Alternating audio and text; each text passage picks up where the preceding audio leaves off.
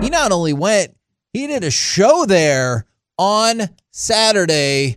Clearly, there were significantly more people than usual. What did you think the scene was like this past weekend? It was kind of ridiculous, like in all the right ways. I saw people were lining up the day before outside the building, parking at 6 a.m, day of. And the line was incredible. Even the media lot was all full. Like everybody wanted to be there. There was a lot of familiar faces and everybody was just really happy. That was the cool thing. It seemed like a lot of people was finally setting in that the World Series championship is home. They got to see the trophy. They got to meet some of the guys and it was like, wow, this actually happened. I know why it's dominated the entire offseason. Do you think that same vibe, regardless of where the team is sitting at, will roll through the regular season? Like if they're 50-50 and you're like, yeah, he might be able to make a run at the wild card, we'll see. Do you still think the vibe will be like, hey, I hope we make it, but also we won the World Series? So I think this is a good question. I'll ask you, we've had this once in our life before, and that would be the 2012 Dallas Mavericks. Right. So it's a little bit different. You lost a key contributor in Tyson Chandler, and then you got the guy who was doing swing stuff with one of the Kardashians, and then and liked drugs a whole bunch. But people thought that was a blowing up of the team, right? Yeah, but I guess nobody halfway thinks that through for that this season, Rangers team, do they? I don't think so. Okay. But halfway through that season, it was kind of like, hey, we're the champs. Yeah. I can't believe it. We're the NBA champs. This doesn't look like it's going as well as we'd hoped. But it was still like this glory of, hey, we still are the champs, and maybe something magical could happen in the playoffs. So I think that it could be that way if the Rangers are 50-50, because I would look at it and go, hey, they can still make the playoffs. We've seen these guys be counted out. I counted them out after that loss in Seattle. I wasn't saying, hey, you know what's going to happen? The Rangers are now going to win the World Series. Right. I thought they're in big trouble going to Tampa Bay right now, and they did great. So I think that we will live off of this moment for a while. Now, if they start off 20-40, the opposite of last year, we'll just be talking like, hey, let's play highlights from last year. All right, so which I don't think they're going to go 20-40 to start the year. We've discussed this a number of times too, but I wanted to kind of show the trajectory of this. The year before, so 2009, the Rangers' attendance was 2.15 million. Okay. The year they go to the first World Series, 2.5. They lose the World Series. The next year, they go back to the World Series, 2.94. All right? The next year, 3.4 million. Yeah. You just won the World Series with 2.5 million people in your stadium. I feel like we're going to get back up to 3 million. The interest will be there, and everybody's going to want to be there for some Hurtado. So like that's another thing that goes into it. Two locations inside the stadium. And everything builds up to the mid-season classic being here. This is really interesting. I believe it was Evan Grant wrote the article, and I had no idea this was the case. This is the best time it's ever been, obviously, to be a Rangers fan. But you could argue this is the best time it's been to be a fan of any baseball team, because in this 12-month span, the Rangers will have won the World Series, host the All-Star Game, and get a player in the Hall of Fame. The last time that happened was 1939 with the Yankees and Babe Ruth. Babe Ruth had actually already been voted into the Hall of Fame, but they didn't have a building.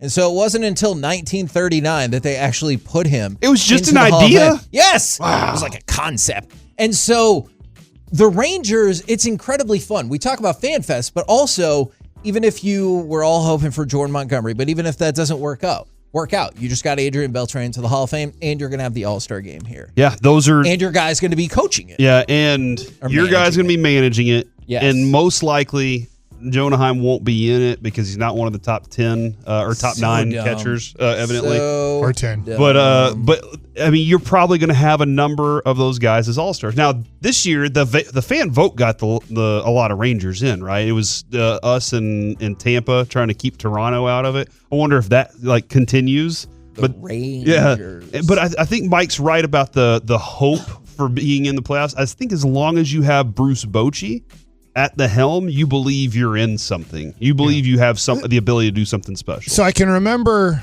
3-4 years ago, my sons wanted Ranger jerseys.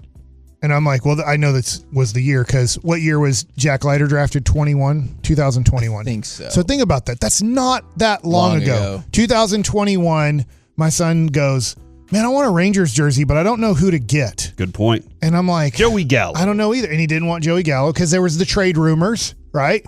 And I'm like, and he's like, they make Jack Leiter jerseys? Yeah. And I'm like, I can make one. Like, I don't know what number he's going to be when he makes the major leagues, but that's where the Rangers were at. Now, if you go, you're choosing, obviously, Corey Seager is a big one. Marcus Semien, Josh Young, who was a great all-star rookie. And now you have Evan Carter jerseys that are out there. We know that Adolis Garcia is a fan favorite and sells a lot of jerseys. And now you're going to have Wyatt Langford coming up, and a lot of people are going to want Wyatt Langford jerseys. So I think there's so many star players on this team, from going from 2021, literally no stars on the team, nobody to invest $150 to $300 in a jersey, to now you have 5-6 choices. And I didn't even mention these two guys, but a future Hall of Famer, Max Scherzer, still is on the team that you can. And Mike, that's what the buzz was for me last year going into the season. I get to watch Jacob deGrom pitch live for my team. Like, that was exciting for me last year. And I know, just like Mike said, like, you got Max Scherzer potentially by the end of the season and Jacob deGrom.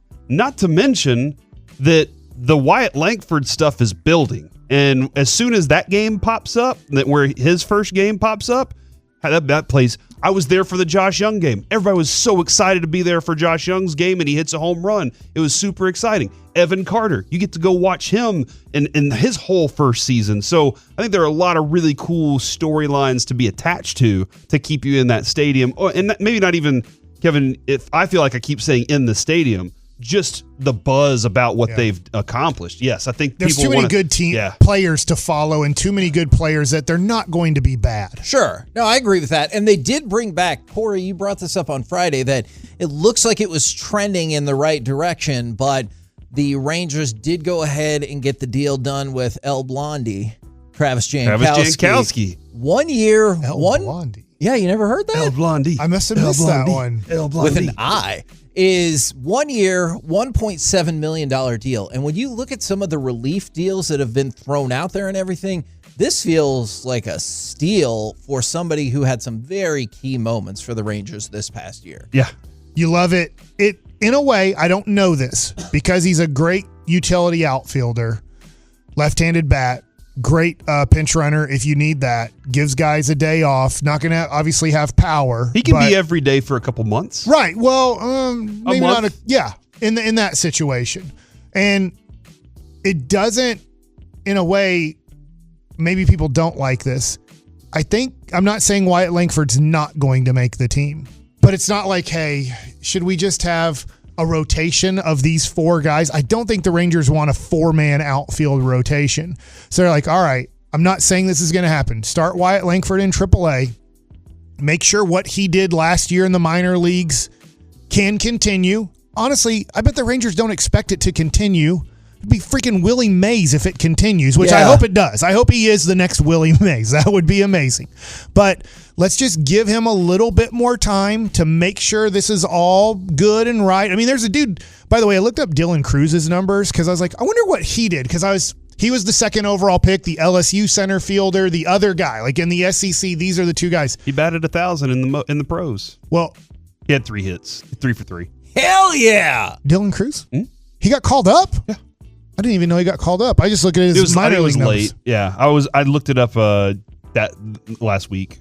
Okay, but he had a really good. He was really good. He wasn't as good. He wasn't crazy, but it was really good. And we're not hearing right now, as far as I know, that Dylan Cruz is going to start this year in the major leagues. Oh, maybe I'm wrong about that. I don't think he did. Fall CL, FCL, and then level rookie. So that was in their system. My bad. Now, somebody asked, what's the timetable like on our pitchers? Take this for whatever it's worth. It is at FanFest, but Scherzer said he's past the initial 6-week high-risk period for a herniated disc. So he feels good going into spring training, and his estimated return date remains around June or July. And then Jacob deGrom said he feels great and he's hoping he can start throwing in spring training. But again, what? Probably. That is insane. But not to the level of like he's hopping up on the mound and you're like, hey, maybe. But like that's his hope, is that he can start throwing the ball at spring training. But you're still probably similar to Scherzer. You're probably more looking at like July or August. So Scherzer is June or July. Maybe DeGrom would be July or August. And that, it still might not go your way or our way. Mike Maddox has let us know with the double Tommy John at his age, hey, we're all hopeful.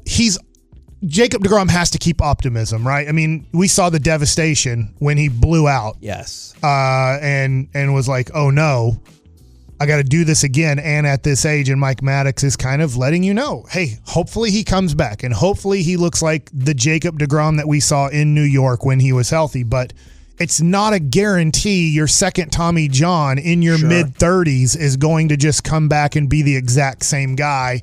And then how quick do you want to force it? Because he does have 4 years left on his contract. To be honest, if there was 2 years left on his contract, the Rangers might be a little bit more aggressive in July and go, what the hell? I mean, he's got 2 years left in his career on this contract. But when you have another 3 years after this, you want to be careful and make sure that you get as much as you can out of this 4 years left. I can't say with certainty that the Rangers planned it this way. But if all the way his whole season, the way it went, that just spell where he was missing and we were like, what's going on there? Yeah. And we all had questions and the Rangers were like, I mean, we don't know. We'll see. And then they throw him back out there in a pro game and he looks bad, and then he looks a little better, and then he looks a little better, and then he looks back to that dominant form, and then he like just runs the playoffs. That's where you want him to be at his healthiest, right? DeGrom and Scherzer, that's where you want them to be at their healthiest. Kevin, hell yeah. If it all just happened to work out that you're piddling your way through the first part of the season, and then on the back half of the season, your star pitchers show up and are ready for in playoff form, then that I'm fine with the way that it might work out if they can stay healthy and they are what they are at that point. There's nothing I would love more like, than for DeGrom to show up in August, get better, and then run October like you just said. Him and Max Scherzer on horses with flags and a bugle. Now, cavalry's here. Now that would be awesome. I want to see that. Which one's playing the bugle?